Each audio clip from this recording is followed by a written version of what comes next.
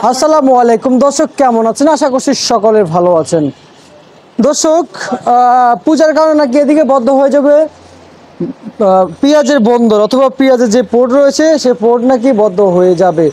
পূজার কারণে দেশে ঢুকতে পারতেছে না, পেঁয়াজের মালবাহী যে ট্রাকগুলো রয়েছে সেগুলো ঢুকতে পারতেছে না। আপনারা দেখতে পাচ্ছেন যে এদিকে পেঁয়াজ রয়েছে, তবে পূজার কারণে বন্ধ থাকবে ইন্ডিয়ান পেঁয়াজ।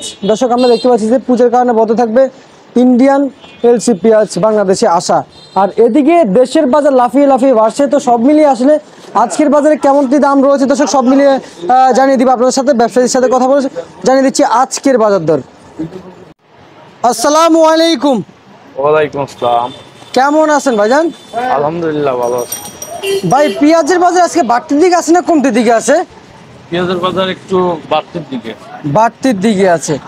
আচ্ছা আচ্ছা আচ্ছা, বুঝতে পারছি। পেঁয়াজ এগুলো কোন জায়গা থেকে আসছিল? এটা রাজবাড়ির পেঁয়াজ। রাজবাড়ির পেঁয়াজ। রাজবাড়ি বিয়ার মার্কা। আচ্ছা, বিয়ার মার্কা রাজবাড়ির পেঁয়াজ। আচ্ছা ভাই, এই যে বর্তমানে পেঁয়াজের আমদানি কেমন আছে মার্কেটে? আমদানি একটু কম আছে। আমদানি একটু কম আছে।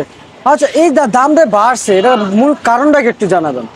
দাম বাড়ার মূল কারণ হচ্ছে বিভিন্ন মুকামে আমদানির পরিমাণ কম। এখন তো লাস্ট সিজন, আমদানির পরিমাণ কমে গেছে। আবার ইন্ডিয়ান পেঁয়াজের যে সাউথের যে পেঁয়াজটা, এই পেঁয়াজটা সাউথের পেঁয়াজটা লোডিং বন্ধ হয়ে গেছে। লোডিং? হ্যাঁ, এই যে পূজার কারণে বর্ডার বন্ধ থাকবে 6-7 দিন, লোডিং বন্ধ হয়ে গেছে। মানে ইন্ডিয়ার ভিতর থেকে এক ইম্পোর্টারের সাথে গতদিন কথা হয়েছে, গাড়ি লোড করে পাঠায় দিয়েছে, কিন্তু পশ্চিমবঙ্গে এসে সেই গাড়ি পূজার কারণে, যানজটের কারণে গাড়ি ঢুকতে পারতেছে না।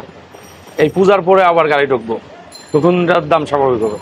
তখন তো দাম স্বাভাবিক হবে। এখন আচ্ছা আচ্ছা, কেজিতে কয় টাকা বাড়ছিল ভাই? কালকে এই পেঁয়াজগুলো বেশি হচ্ছে 94-95 এরকম, বেশি 96। আর এটা এই পেঁয়াজগুলো বেশি 95 টাকা করে। কোন জায়গার এগুলো? এটা রাজবাড়ির পেঁয়াজ। রাজবাড়ির পেঁয়াজ না? আর এটাও রাজবাড়ির পেঁয়াজ, রাজবাড়ি বিকা, তারপরে মিরকি, তারপরে হচ্ছে পাহাড় মোড়, এই সমস্ত জায়গার পেঁয়াজ। আচ্ছা, এই এলসি কত করে? এলসি 90 টাকা। 90 টাকা? কম আছে? এর থেকে কম আছে? এর থেকে কম নাই। কম রাখার সুযোগ আছে এগুলা? কম বেচছিলাম, এখন ইম্পোর্টার বেচতে না করতেছে। আপনাদের তো কোনো এখানে বাড়তি বাজারে কোনো সুযোগ নাই, আপনাদের কমিশন না। আমরা আড়ত দেরি, যাই বেশি আমাদের আড়ত দেরি। আচ্ছা আচ্ছা, বুঝতে পারছি। আর এই যে এগুলো কত করে বিক্রি হচ্ছে? এগুলো এরকম 85-87। 85-87। আর এটা কত করে বিক্রি হচ্ছে? এটা 100 টাকা বেচছি, এখন ব্যাপারী বেচতে না করে। ওখানে আটের বাজার সকালবেলা ছিল 4000, এখন 4200 টাকা করে দিচ্ছে। এখন 4200 টাকা?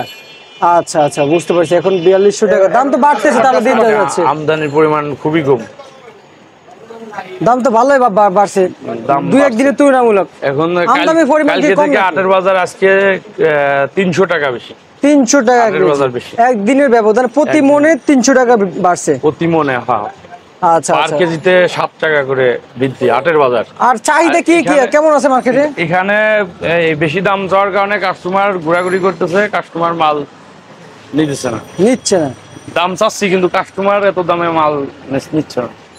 দাম তো তাহলে আগের দামে তো দরকার ছিল, অথবা গত সপ্তাহে যে দামটা ছিল কমে, সেই দামটা থাকলে তো মানুষ নিত। সেই দামটা থাকলে তো সবাই স্বস্তিতে কিনতে পারতো, কিন্তু সেই দামটা তো এখন নাই। চাষি তো ওই 4500 টাকা করে দাম চাচ্ছে আটে, 4500, 4400, 4300 করে দাম চাচ্ছে। পেঁয়াজ নিয়ে বসে থাকে, বেছে না।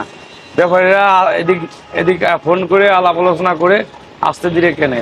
4000 থেকে 4200 টাকা বাড়া যাবে স্যার। ফরিদপুর যাচ্ছে 3800, 3900, এখন 4000 যাচ্ছে।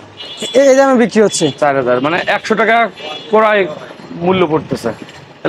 3 টাকা খরচ আছে, এমনি তো কালকে তো 105 টাকা বেচা লাগবে। আচ্ছা, বুঝতে পারছি। ঠিক আছে ভাইজান, আপনাকে অসংখ্য ধন্যবাদ। দর্শক, এই ছিল ঢাকা সাম্বা থেকে আজকে সর্বশেষ আপডেট।